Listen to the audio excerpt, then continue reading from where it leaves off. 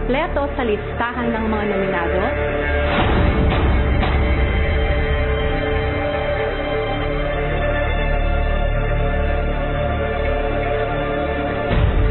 Mamaya sa aking pagbabalik. Thank you, Team Housemates.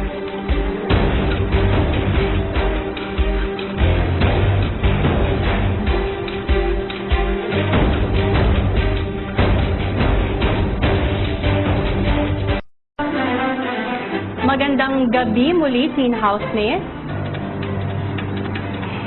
Tapos na ang dalawa, isang pangalan na nga lang at kompleto na ang listahan ng mga nominado.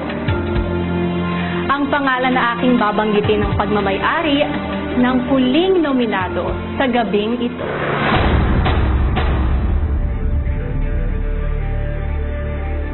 You are nominated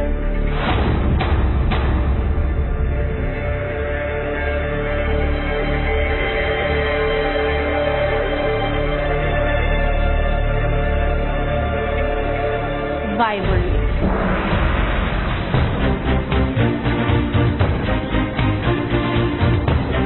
At ang iba sa inyo, Teen Housemates, ay makakahinga ng maluwag dahil hindi kayo bahagi sa listahan ng mga nominado. Maraming salamat, Teen Housemates.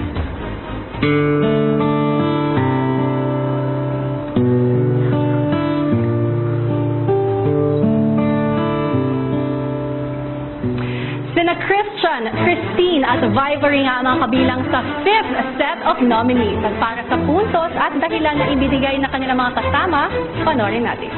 Binibigyan ko po ng 2 points si Vivory po. Mas nagiging attached lang po siya kay Marco and hindi niya na rin po kami nabibigyan ng importance. 1 point si Christian po because I think he was the one who gave the least effort dun sa weekly task. 2 points to Christian. Sometimes you might see something that he says as a joke. Well, it's more like an insult. 1 point to Young. Sometimes he can be a little bit messy around the house. 2 points si Christine. Parang mas pinapahalagan niya po yung competition here on PBB rather than yung friendship na nabuo namin. 1 point to Vivory. Isa po siya sa mga tao na nag-cause po ng conflict dito sa loob ng bahay. 2 points si Christian po. Siya na po yung nagluto. Kaya hindi na po ako nagluluto ngayon po. 1 point si Vivory. Nag-start po yung rules po na bawal pong magtatsi-tatsi po. Ako po yung nagsasabi sa kanila na, Kire, maglinis muna tayo. Galit siya po eh. 2 points si Christian. Labihan ko na po siya noon na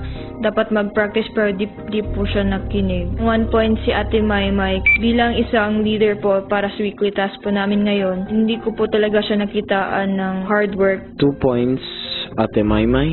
Yung challenge na sa volleyball, si Ate Maymay hindi nasunod siya sa anong sinasabi ng teacher. I give 1 point for Christian. Nakikita ko lagi nakakalat mga gamit niya. Ako lagi yung nagbabalik. 2 points si Marco na marunong na naman po siya. 1 point kay Christine po kasi po binabackstab niya po kasi yung tao, parang ganun po kaya. 2 puntos po si Christine po. Yung nahusga na siya ng tao, kuya. Ayaw ko talaga ng ganun, kuya. Binibigyan ko po ng 1 puntos po si Christian. Yung the other day nga po is hindi namamansin. Yung kulang pa siya sa pansin, kuya. Paano nga kayang gugugulin ng 3 nominado ang maaaring huling linggo nila sa loob ng bahay? At ano ang bagong weekly task ng Teen Housemates na may kinalaman sa pagpasok ng mga bagong bisita? Kabilang dito sina Alex Gonzaga, Joseph Marco at ang pagbabalik ng Tomiho sa loob ng bahay. Abangan ang lahat ng yan dito lang sa Pinoy Big Brother Lucky Season 7. Abangan bukas! Sa linggong ito, magbubukas na ang Pinoy Big Brother Hotel at lahat kayo ay magiging hotel personnel. Batid ko kung gaano kahirap ang inyong pagdadaanan, kung kaya may makakatulong kayo. Sa Roma po, kasama po ako ng sister-in-law ko sa pagpa-part-time po niya sa bahay. Marami po silang magagamit po sa panlinis. Kanya pala sanay na sanay kayo sa paglilinis. Kung ganun, matutulungan mo talaga ang mga housemates ko. Siguro naman.